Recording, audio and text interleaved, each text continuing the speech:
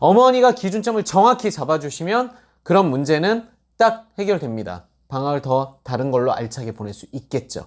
그래서 기준 1, 문법은 내신할 때 수직으로 딱 완성.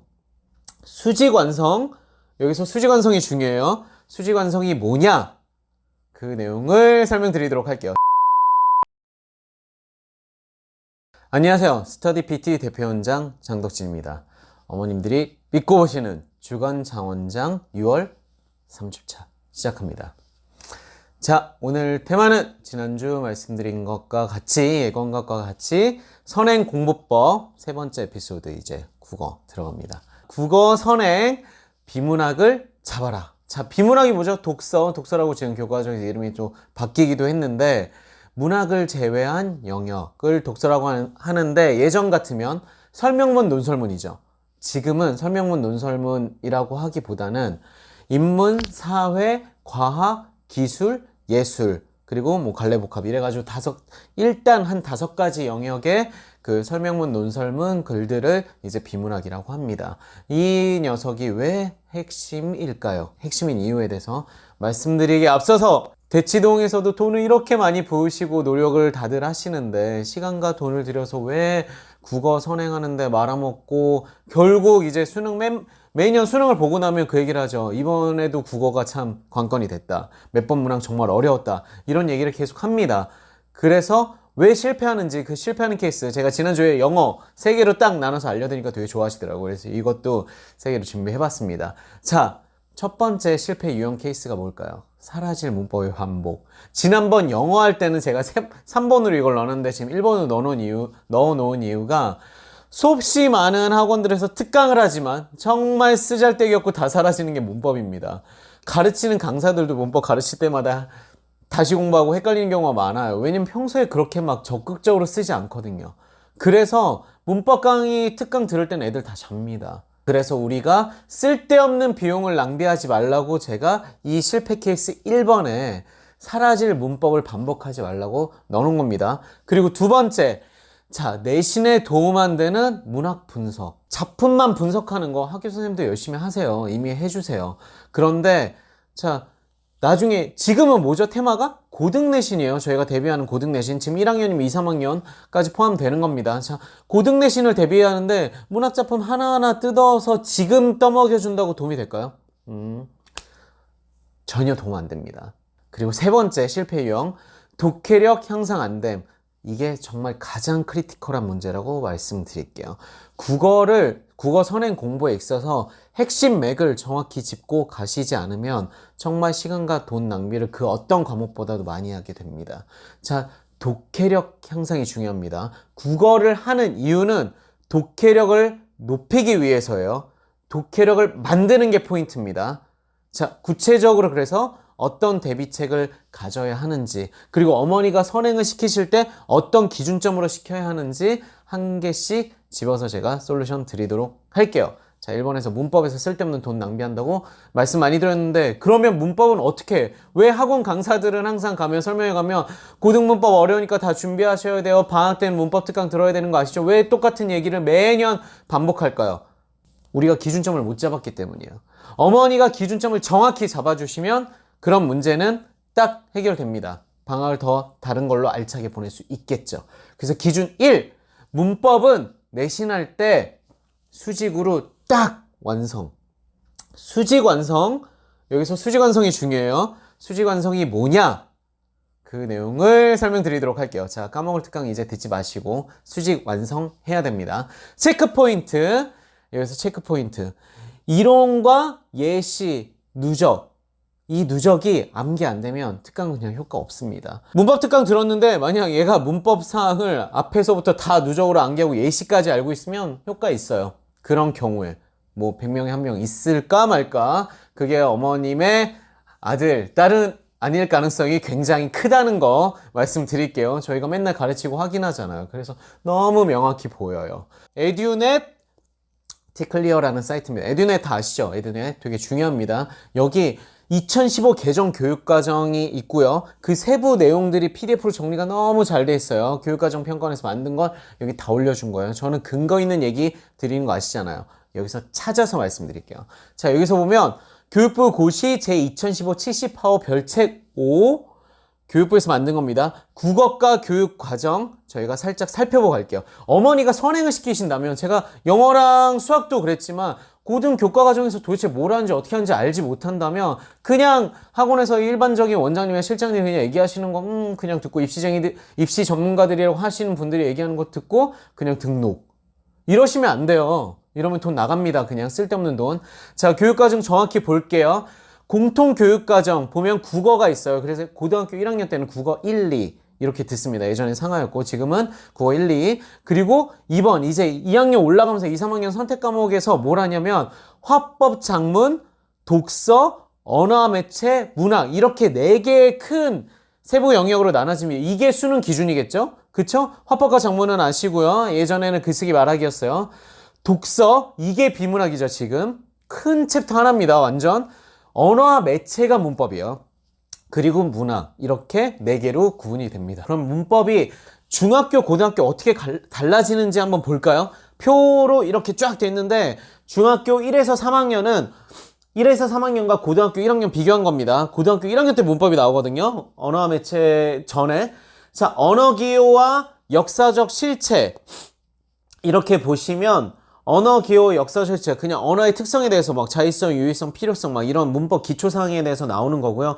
여기 두 번째 항목이 중요합니다. 의문 체계와 특성, 품사 종류와 특성, 문장의 짜임, 담화의 개념과 특성. 의문, 품사, 문장 이렇게 나왔는데 이 내용이 고등학교도 똑같이 의문 그리고 문법 요소와 특성과 사용이라고 해서 이 안에 이제 품사, 문장 다 들어갑니다. 똑같아요. 사실. 그리고 단어 정확한 발음과 표기, 어어 체계와 양상 활용, 한글 창체 원리. 이게 뭐죠? 한글 맞춤법이에요. 그게 고등 한글 맞춤법의 원리와 내용 똑같은 거예요, 사실. 그리고 통일시대 국어에 대한 관심. 국어 역사 되게 중요합니다. 국어 사랑과 국어 발전 의식. 국어사가 고등학교 때는 더 세게 들어가는데 중학교 때는 살짝 들어가요. 하지만 현대국어, 우리가 통칭 얘기하는 현대국어, 고대국어 이렇게 나누거든요. 고전국어. 현대국어에서 나오는 내용들은 동일합니다. 이게 진짜 중요한 포인트예요. 그래서 그냥 중등 국어랑 고등 국어랑 국어사 디테일한 내용 빼면 똑같다고 생각하시면 돼요. 그래서 수직이 가능한 겁니다. 내신할 때 중등 문제집에서 적당히 끝내는 게 아니라 그 계열에서 고등 문제집까지 쭉 올리시는 게 훨씬 현명합니다. 그냥 문법 막 전체 체계를 특강으로 들으면 다 까먹어요. 하지만 내가 의문했을 때 중등 수준 의문에서 고등 수준 의문 그렇게 달라지지 않아요. 음절 끝소리 규칙 똑같습니다. 예시가 더 많아질 뿐이고 말이 약간 더 어려워질 뿐이기 때문에 끝까지 올리면 무슨 효과가 있을까요? 내신 시험 볼 때도 점수가 더 잘 나옵니다. 당연한 거예요. 예시가 훨씬 많은 걸 공부했으니까. 그리고 문제집 선택 범위도 더 넓죠. 고등에서 보면은 중등은 저희가 좀 많이 쓰는 교재 좀 추천드리면 중학국어 문법 연습 그리고 이제 필도 국어 이렇게 있습니다. 이 책들 되게 좋기 때문에 추천드리는 거고 책에서 형식을 보면 의문, 품사, 어휘, 문장 이렇게 돼 있죠? 그런데 고등에서 저희가 많이 쓴 거 합법작문 수능 기출문제집이요. 똑같아요. 의문, 단어, 문장, 의미단어, 어문규정 똑같습니다. 신기하죠? 똑같습니다. 그래서 국어 문법책 저희가 내신 대비할 때 수직 계열화로 수직이 뭐죠? 중등할 때 고등까지 고1할 때 수능까지 잡는 겁니다. 다 수직으로 심화시켜서 그다음에 고등에서 많이 시키는 거 저희가 마더텅 2400제 그리고 마더텅 500제 똑같이 마더텅이 진짜 돈 많이 벌었나요? 좋은 책들 많이 만들어요. 그리고 떠먹는 국어 문법 진짜 오래됐는데 정말 정리 잘 돼서 되게 좋은 문제집입니다. 문법책 한 권 잡아놓고 계속 가도 좋습니다. 고등국어 문법이 미친 듯이 더 어려운 게 아니에요. 국어사는 어려워요. 국어사는 예시가 좀 더 많다 뿐이고 수직으로 올리시면 됩니다. 국어 문법은 뭐라고요? 수직으로 완성. 끝내시는 게 제일 좋습니다. 넓게 보는 게 아니라 해당 포인트 들어갈 때 고등 또는 수능까지 쫙! 이게 핵심 포인트입니다. 기준 선행시킬 때. 자, 그리고 기준 2. 이론으로 문학 완성 해야 됩니다. 자, 작품 중심 분석 수업 노노라고 제가 밑에 써놨죠. 무슨 말이죠? 작품별로 선생님들이 이제 막 특강이나 또는 내신 하지 않을 때 고등 선행 준비시킨다고 막 고등 작품들 가져와서 작품 하나하나를 막 설명을 해줘요. 이게 분석이 중요한 게 아닙니다. 강론에 치중되는 순간부터 실제로 시험에선 적용할 수 없는 공부를 하는 거예요. 도움이 안 됩니다. 자, 수능에서는 뭐죠? 처음 본 작품이 나와요. 계속 봐서 분석을 잘했던 작품들 물론 일부 있어요. 맨날 나오는 애들 있어요. 뭐 자아상, 뭐 관동별고 이런 애들 특정 작품들 그건 어차피 많이 하게 됩니다. 내신 시험에서 나오니까 고등학교 가도. 하지만 작품 중심으로만 이제 선행 공부를 시키는 경우에는 새로운 작품에 대한 분석 능력이 없어요. 그게 있어야 수능을 보는 거죠. 수능에서 문제 어떻게 나오죠? 이렇게 나옵니다. 가와 유사한 기능을 앞에 있는 그걸 기업과 유사한 기능을 하는 것을 보기 위해서 골라서 쓰라고요. 이것도 논란이 됐던 좀 문제인데 좀 꽤 된 문제예요. 이 문제 같은 경우도 여기서 기능을 내가 찾아내야 돼. 읽어내야 돼. 그쵸? 이게 객관적 툴이 없으면 읽어낼 수 있을까요? 이런 문제 되게 많습니다. 제가 흔히 되게 많이 하는 표현으로 위의 작품에서 쓰인 표현기법으로 옳은 것이 그럼 표현기법을 몰라. 그럼 어떻게 고릅니까?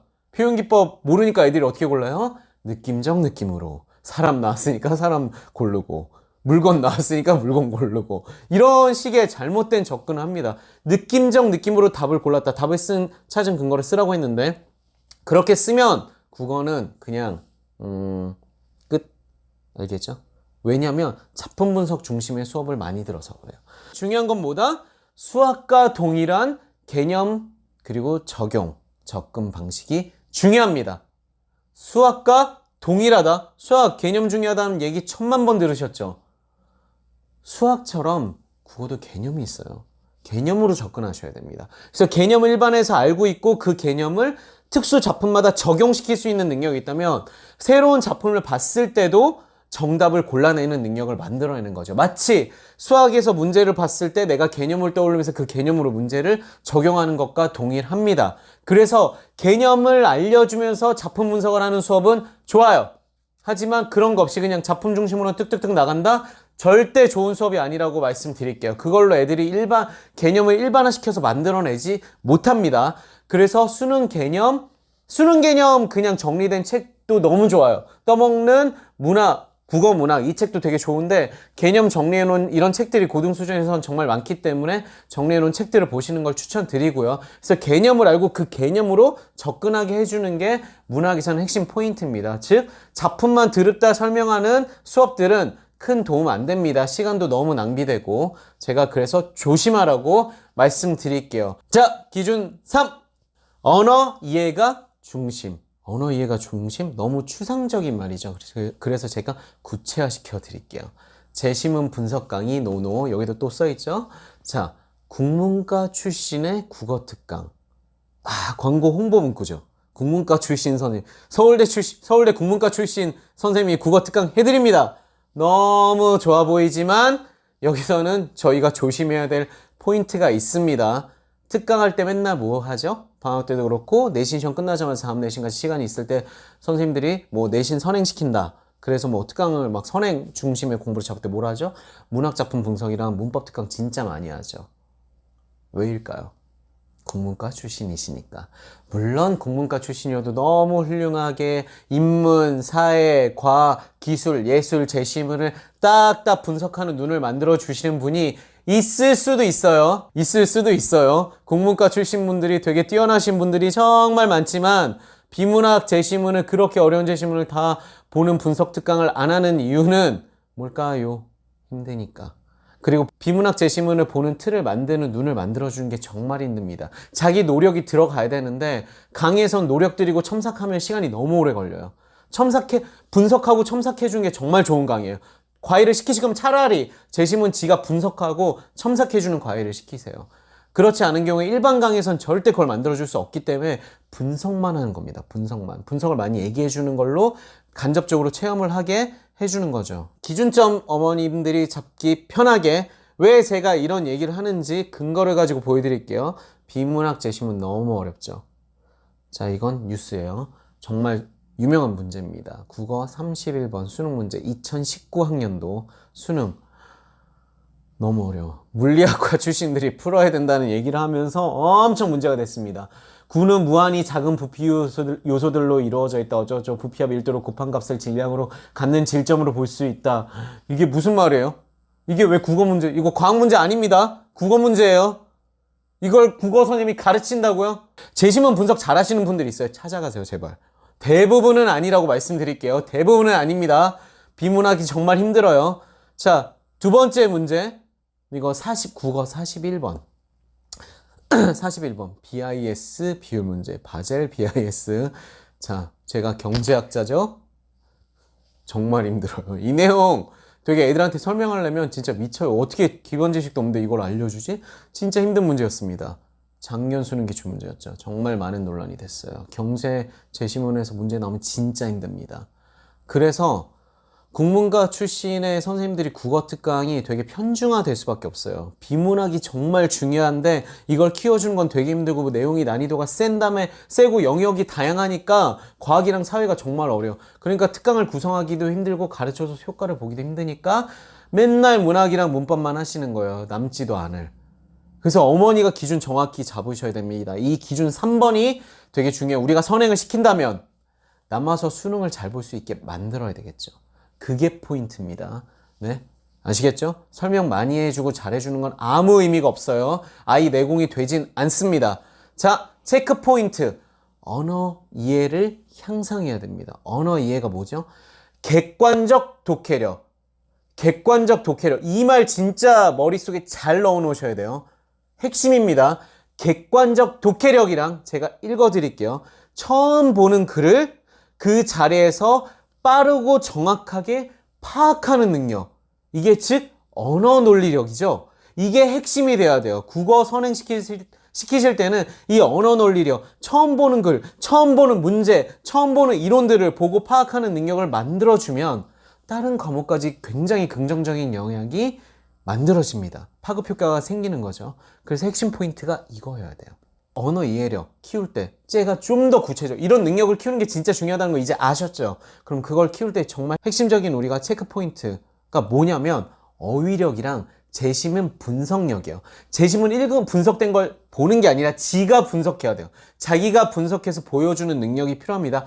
언어력이랑 제시문 분석력. 그래서 저희가 정말 많이 시키는 교재, 요즘 많이 시키는 교재 추천드리며 어휘가 독해다. 나온 지 얼마 안 된 따끈따끈한 책이 되게 좋은 책이에요. 진짜 EBS에서 전략적으로 만들어서 애들 어휘력이 너무 비니까. 초등, 중등, 수능편 있습니다. 3개 편. 내용 너무 좋고 인강 붙어 있고요. 이 책도 너무 좋아서 언어 이렇게 이걸로 잡으셔도 되고 비문학 훈련하면서 또 모르는 어휘 다 찾아보면 언어가 잡힙니다. 그리고 공전에이트장, 매산비 참 잘 만들었어요. 해설도 잘 돼 있고 괜찮습니다. 자, 기출 바로 넘어가기 전에 예비 매산비하고 매산비 가시는 거 추천드리는데 여기서 공부시키는 팁 그리고 이런 식으로 시키는 학원이나 과외 선생님은 인정 아닌 경우에는 하지 마세요 제발. 자, 시간과 돈 다 아깝습니다. 팁 1 단어 뜻 모두 설명 가능한지 확인해 보세요. 설명 가능하지 못하면 언어 능력이 있는 걸까요? 없는 걸까요? 당연히 없는 거죠? 그리고 두 번째 팁, 제시문을 도식화한 후 역으로 설명이 가능해야 됩니다. 저희가 예시 보여드리면 제시문 도식화, 저희 항상 시킵니다. 많이 시키죠? 이렇게 핵심 키워드와 관계망으로 도식화 또는 목차 정리죠? 이렇게 시킨 다음에 이 내용을 역으로 설명해서 원래 제시문을 구현시키는 거 확인하시면 그게 진짜 중요한 능력입니다. 자, 여기서 어머니에게 임팩트 한번 드리기 위해서 제가 재밌는 사진 하나 가져왔습니다. 이게 뭐죠? 빌 클린턴. 정말 유명하신 미국 대통령이죠. 자, 뭐라고 했죠? Is the economy stupid? 이게 뭐예요? 바보야. 문제는 경제야. 이게 되게 유명한 문구로 이분이 이것 때문에 당선됐습니다. 실제 판세를 뒤엎고 그래서 저도 던집니다. 핵심 기준. 바보야. 문제는 비문학이야. 자, 어머니가 바보라는 건 아니고요. 그만큼 중요하다는 얘기죠. 그래서 비문학 그리고 언어 이해력을 중심으로 키워주시는 게 선행에선 핵심 포인트입니다. 자, 여기까지 말씀드렸고요. 이제 감 딱 잡으셨죠? 쓸데없는 특강 안 들으셔도 되는데 정말 좋은 교육의 핵심, 국어에서 핵심은 언어 이해력을 만드는 거라는 거 머릿속에 잘 넣고 두 번째 에피소드로 들어가겠습니다.